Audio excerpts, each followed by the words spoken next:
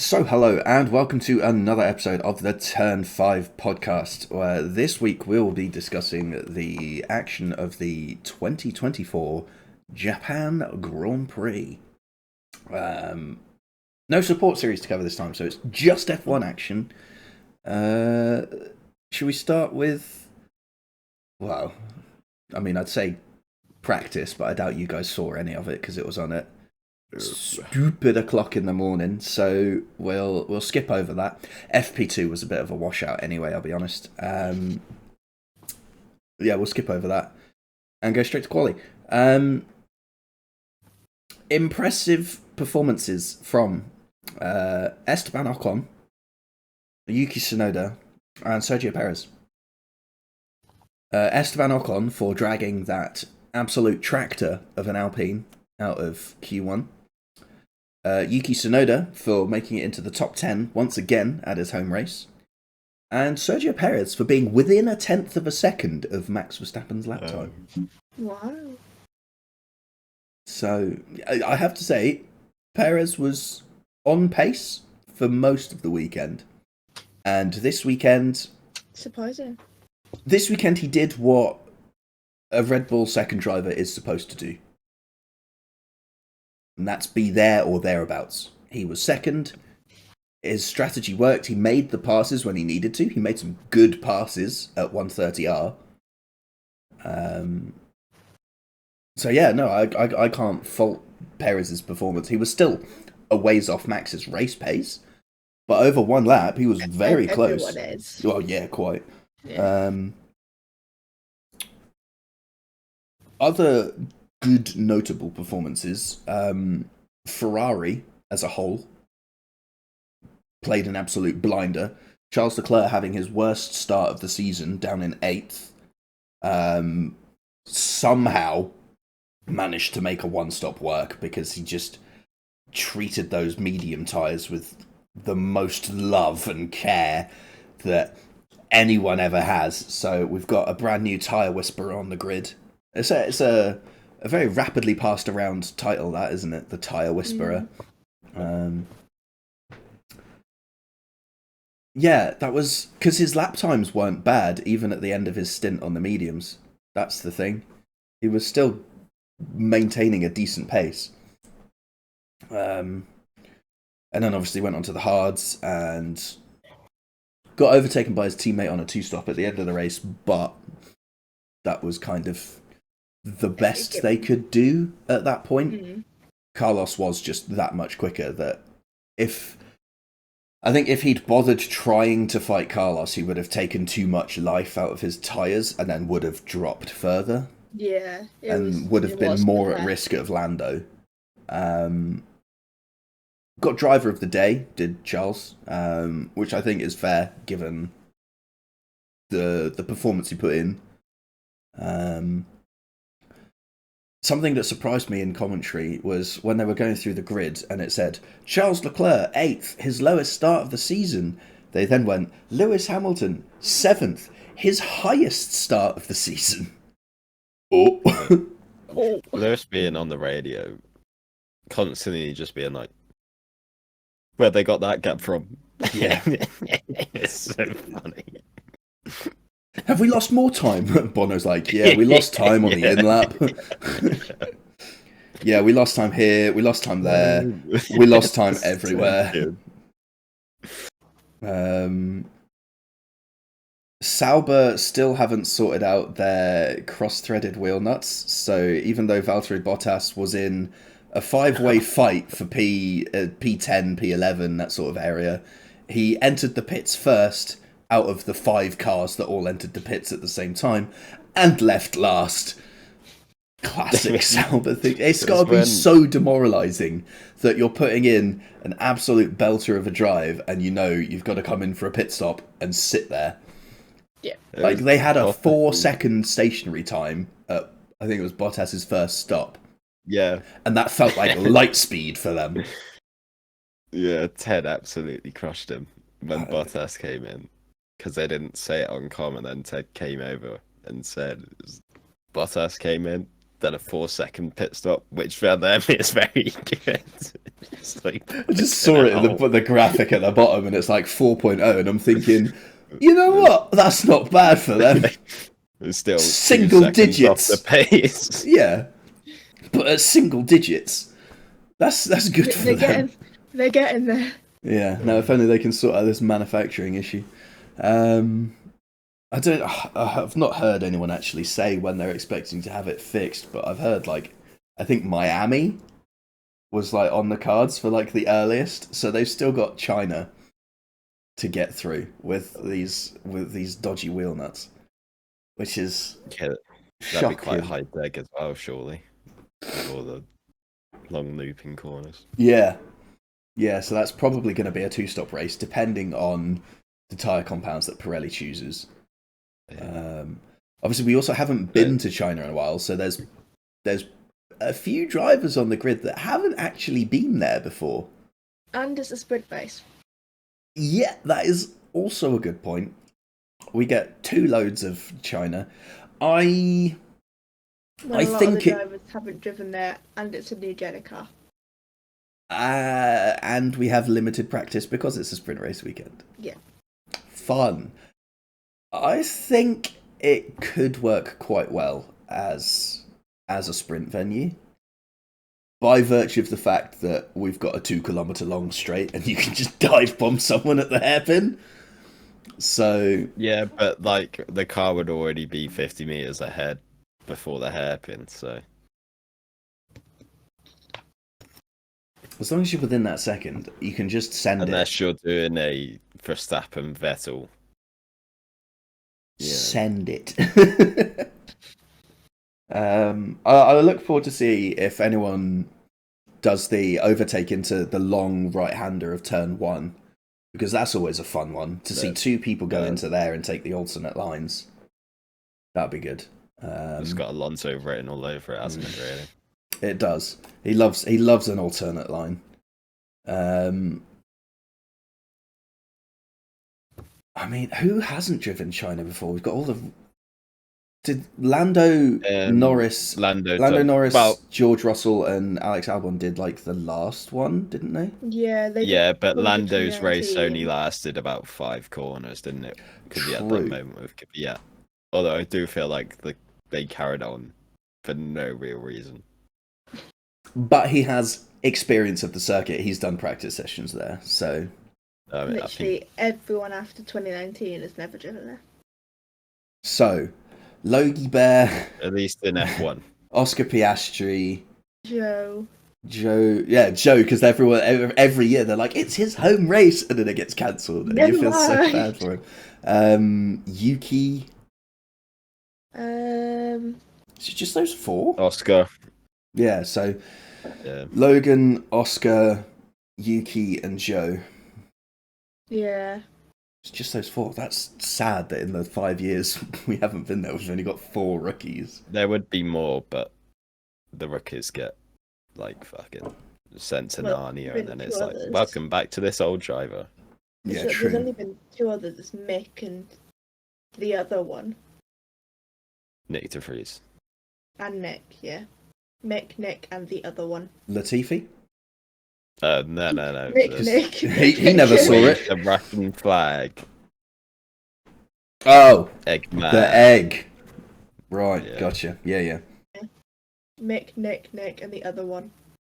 So I thought Nia was originally on about Nick de Vries. I thought that's quite harsh to call him the other one.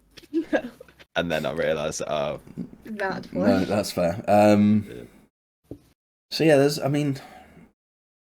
true. We've had a good rotation of some lower seats. I think it's the fact that we've also not really lost.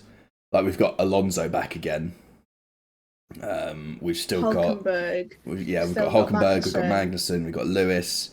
To an extent now, you can argue Bottas and Perez because they're getting on. Ricardo as well. Danny Rick coming back, yeah. Yeah. So that's sort of 7 seats. But for a lot of them, you can't really say, well, they're not underperforming, are they? Alonso is dragging Aston Martin kicking and screaming. Ricciardo's not having a great start of the season. We'll come on to that. Hamilton's still performing. Deserve to be there, but they get enough. Yeah. Which is kind of the sad bit about Lewis going to Ferrari, is that that's another year that we're not going to get another driver in. And Ollie Behrman's just sort of sat staring in from the outside like, please. And his partner just like, I want to drive. Yeah, but Ferrari are in too good a position just to put a... I mean, to be fair, though, as a rookie who only did one practice session, qualifying, 0.03 of a second outside Q3, and then getting points on your debut, when you haven't had enough... his headrest was absolutely destroyed at the end of it, because he had not had the physical training that you go through for F1. Like, his race was twice as long as he was expecting it to be that weekend. And it was Jeddah. Exactly. One of the most physically demanding. Yeah. So, I think Ollie Behrman will get a seat. And I think I would quite happily stake a small wager that it would be one of the Haas seats. Oh, yeah. I think at least one of those two drivers is gonna lose their seat at the end of this season. My money would probably be on Magnussen. No, I was gonna say Hulkenberg because I don't like him. Magnussen. As much as I don't like Hulkenberg, he has been performing better than Kevin. So he's 2 points ahead. Yeah. But anyway, Japan. So yes, qualifying was all right. The race lasted all of 3 corners before being red flagged. Was there an official decision on that incident? It's a racing incident. Yeah, that's what I thought. So as it happened, Danny Rick got a awful start. Dropped back from P11. No further action. Fine. Dropped back. Alex Albon stuck a nose up the outside of the approach to turn 3 as Danny Rick was looking left to cover off Lance Stroll, or to make sure he was covering off Lance Stroll. Drifts over towards the racing line, and basically Alex Albon's front left clips Danny Rick's rear right, and they both just spear off into the tyre barrier. Tyre barrier does its job, but sort of just goes everywhere, so they red flag the race so that they can repair it, which is what they should do, to be honest. Like, the state of that barrier, you're not going to be able to fix it under a safety car in any real meaningfully quick way. So I think the red flag was the right decision there. I also thought the crash was Lance Stroll's fault. To make a move like that around the outside was outrageous.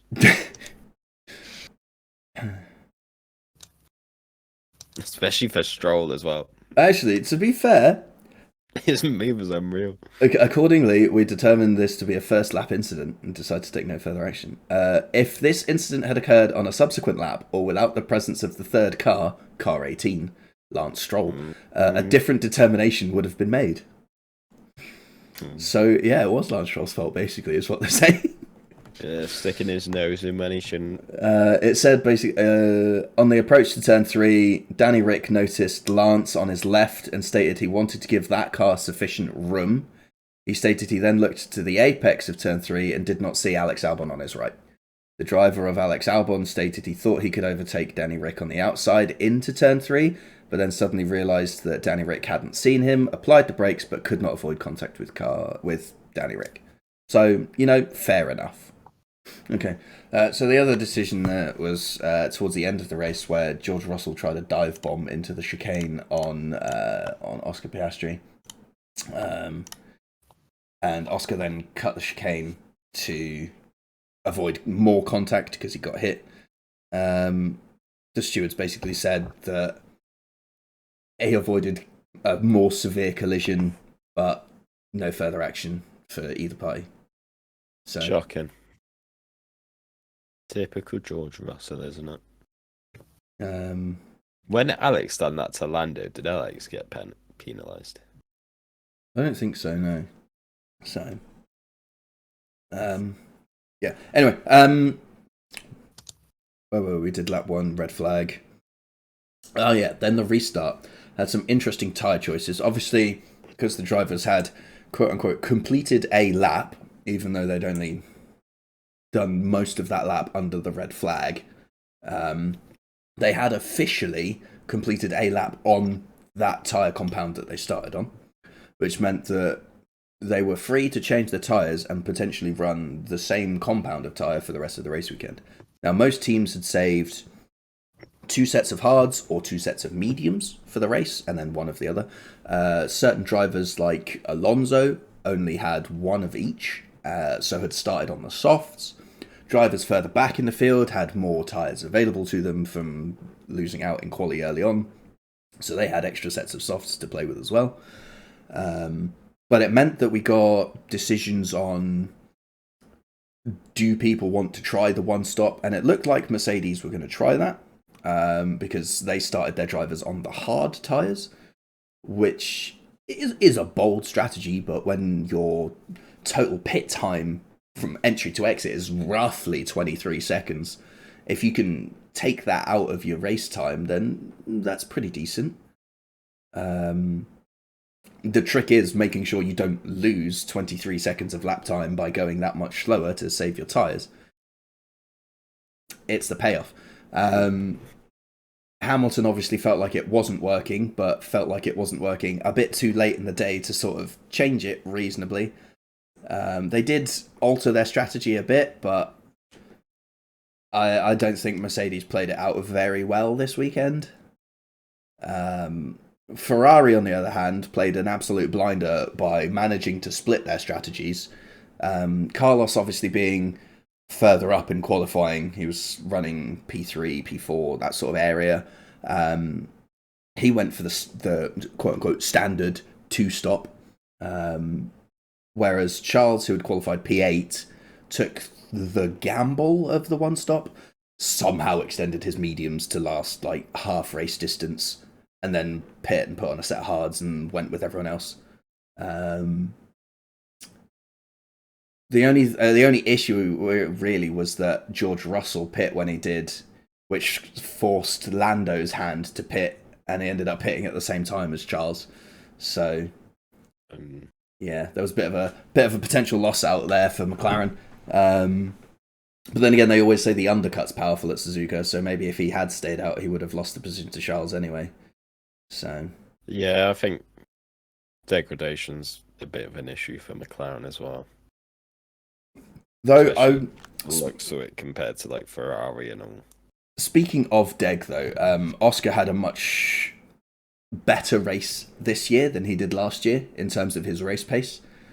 Like last year, he was asked to let Lando through because Lando was just that much quicker. Whereas this year, I feel like even though he wasn't with Lando, he was still much more on top of his tyres than he was last year.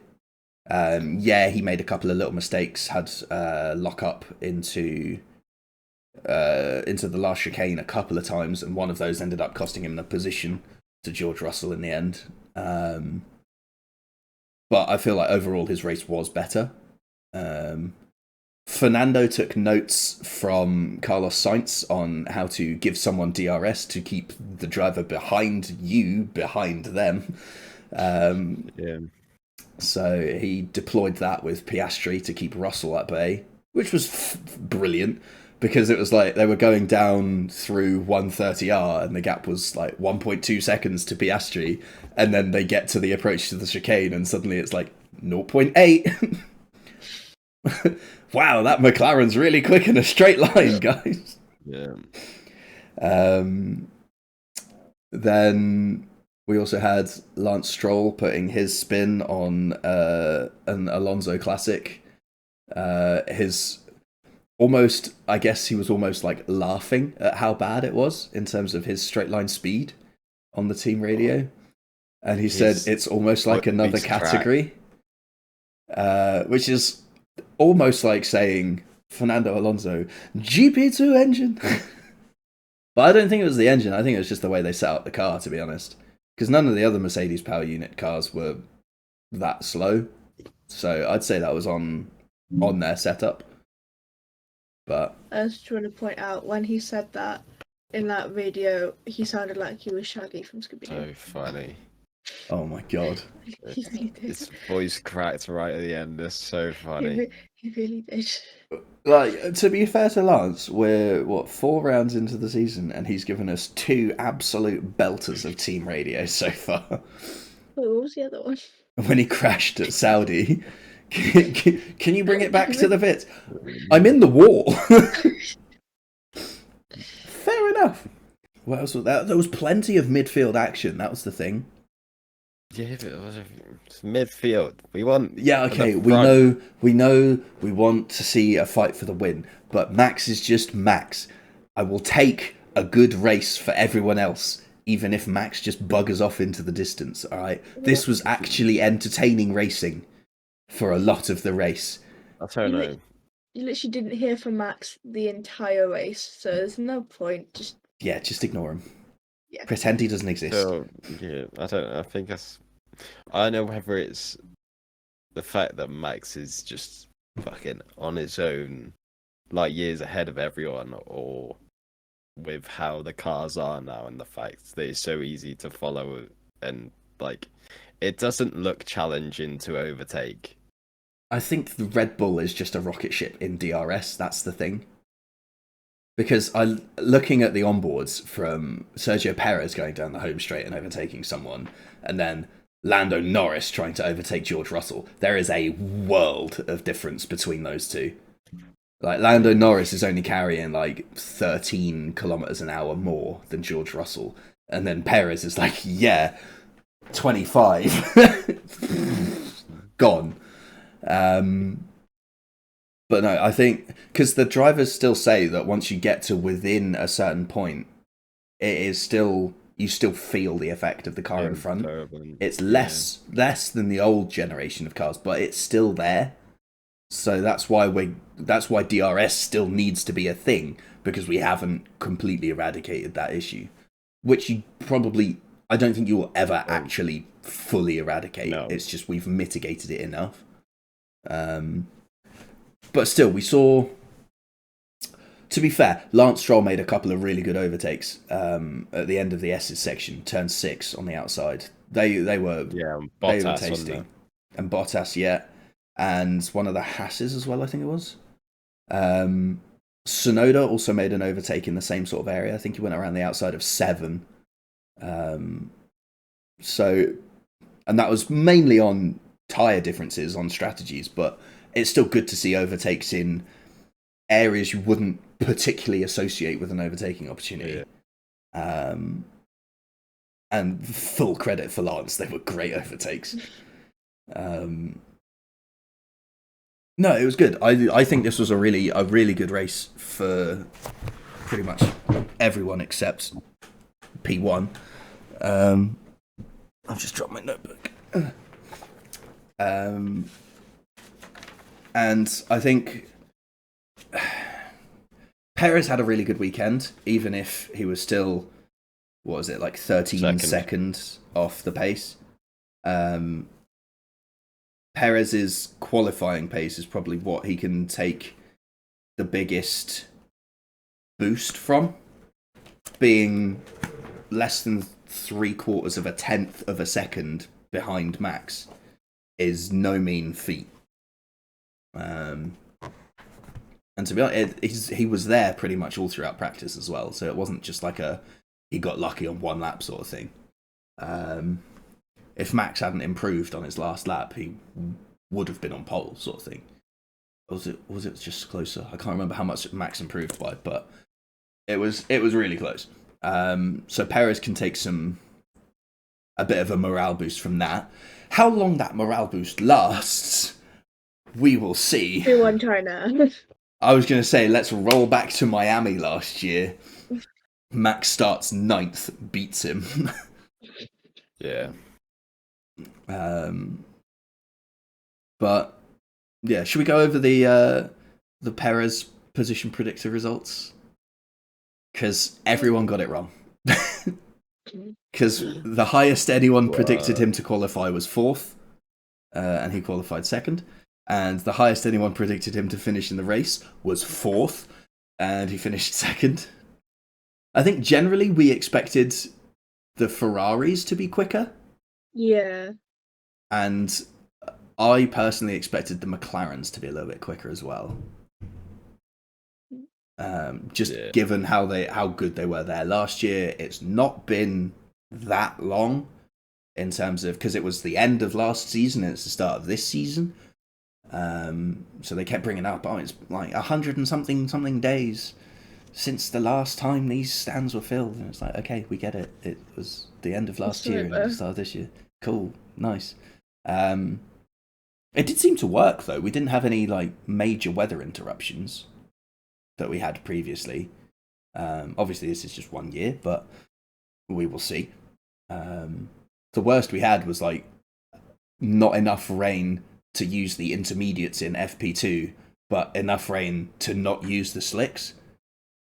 So that was why FP2 was so bad. It's because the rain was on and off, that the drivers couldn't go out and get the data on the intermediates, but it was too damp to use the slicks. So yeah, bit shocking. I think only like 5 or 6 drivers actually set a lap time in FP2. Yeah. Right, bold predictions. Ben, you said Verstappen would win by more than 25 seconds. No. He was halfway there. He was. He just needed a 106 lap race. Yeah. Chris said no driver loses it at Spoon. They didn't. Tended to be Degner 2 was the one this weekend, wasn't it? We'll come on to Logan Sargent at Degner 2 momentarily. Nia, you said at least one Merc DNF. No. And I said both McLaren's top 5. Was let down by what? Fernando Alonso's masterclass. Because I can't argue my case with Williams DNF. No, that's a Mercedes power unit, not a Mercedes team. It's still a Mercedes. not. If it doesn't have a Mercedes badge on the nose cone, where it says Williams, you're gonna load up a picture. It's gonna be like, you get a Mercedes. But no. 2 things regarding Logan Sargent. 1, you know how shit Alpine are when Logan Sargent overtakes you on track, as found out by Pierre Gasly. Like, he got done. Let's be honest. Logan was on course rookie driver. Logan was on course to have an okay weekend and finish in front of some people, and then he just went straight on at Degner 2 into the gravel. Yeah, when he was coming out of the gravel, the whole car's just dust and sand. You're like, what has happened? Yeah. To make it so and then Alonso and Piastri having to take the absolute worst line into Degner 2 just to avoid his car on the outside. It's so weird. It was shocking. Well, Nia, what's the verdict? No. That's what I thought. I tried. You did. Lapdown Showdown, however, was another Richard masterclass, because I won again this week. Rigged. Pierre Gasly was the first driver to be lapped. Ben, however, got the closest lap. He said 32. Nice. Gasly got lapped on 34. If it had literally been 1 lap later, I'd have had that as well, because I said 37. And we all said 1 lap down, so everyone got the point for that one. But I win. Rigged. Podiums. Yeah, I mean, I got a perfect one last time out, so it's not as good this time. Podiums. There's a whole spread of joint second was the lowest place this time around. So Ben, Chris, Nia, and Sonia all scored 5 points for putting Verstappen on pole and Verstappen to win, and Carlos Sainz on the podium, but in the wrong spot. I got 7 points for putting Verstappen on pole, Verstappen to win, and Carlos Sainz in the correct spot on the podium. But everyone else got their third driver wrong. Social media, in second place was Hallie, who got 3 points for saying Verstappen would win. In joint first was SKM and Schrapp for Verstappen pole and Verstappen Perez 1-2. So, our standings, Chris is in last on 14 points. Nia is just ahead of him on 15 points. Yeah. Sonia is in third on 19 points. I have marginally closed the gap to Ben, as I'm on 22 and Ben is on 28. Well, I'm on double the amount of points as Chris. Yeah, and we're 4 rounds in. And in social media, it means that as we've got more people join, they're at a bit of a disadvantage. But Hallie's in 4th on 3 points, Schrapp's in 3rd on 7 points, SK is in 2nd on 11 points, and M is just in the lead on 12. But they've only been going for 2 rounds, so Shocking. 3 rounds for SK and M. What else have we got? Do we reckon Williams need to repair that chassis of Albon? Because we haven't heard anything. I feel like they might not even turn up to China, to be honest. It's a bit embarrassing at this point, right? Like, I know it wasn't exactly Alex's fault, but at the same time, you've ended up in another crash. This is what Braun could have been in 2009, when they have one spare for everything. Yeah. Like, oh no. Yeah, exactly. This is the opposite end of the spectrum. Yeah. This is what could have happened. Yeah, it wouldn't have been the mystical fairy tale. It would have just been, why are they even here? Why have they done this? Why didn't they just accept liquidation? As it stands, that team then went on to become Mercedes and dominate the championship for the best part of a decade. This is Williams. This is Williams' So origin instead, story. It will go on to carry on being the worst team in F1. Nah, watch them. 2026 is their year. Watch them cook. Absolutely. Got James Vowles at the helm now. This is going to be an absolute rocket ship of a car in 3 years. Yeah, with Once Alex they've Albon and Logan got Sargent. all of their, teething issues out of the way, and they've actually built enough parts for a car to run. Has it got enough chassis available just in case?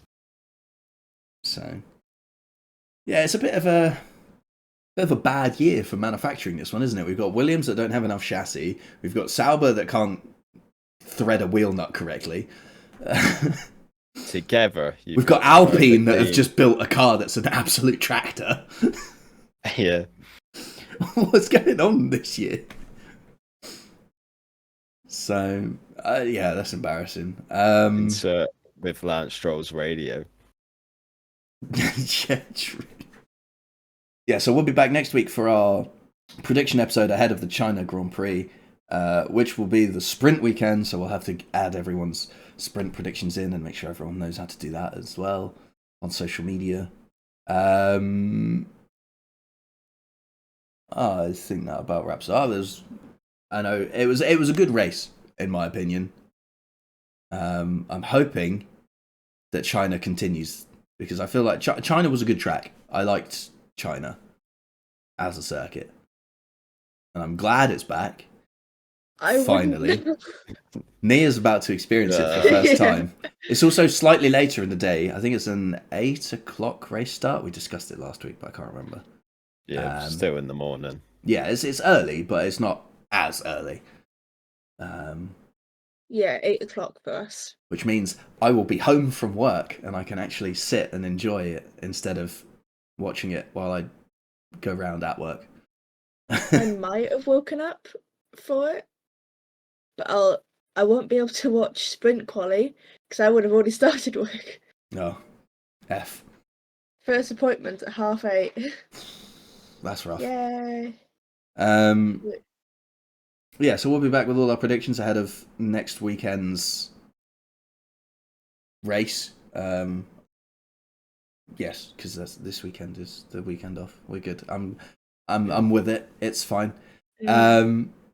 Thank you for listening and or watching. We will be back at the same time next week. Until then, goodbye.